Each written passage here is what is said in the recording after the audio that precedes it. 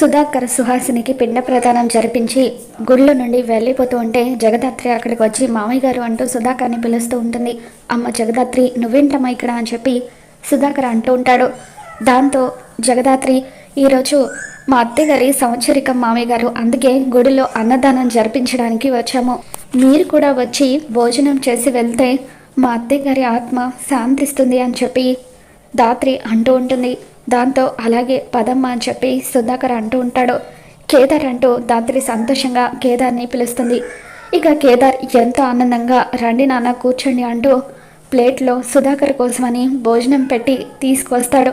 సుధాకర్ని హత్తుకుని నాన్న అని చెప్పి అలా పిలుస్తూ, మళ్ళీ నాకు ఇటువంటి అవకాశం వస్తుందో రాదో, నా చేతులతో నేనే మీకు తినిపిస్తాను నాన్న అని చెప్పి కేదార్ ఎంతో ప్రేమగా సుధాకర్కి భోజనం తినిపిస్తూ ఉంటాడు. ఇక అప్పుడే అక్కడికి వచ్చిన యువరాజ్ ఆ ప్లేట్ని విసిరి కొడతాడు.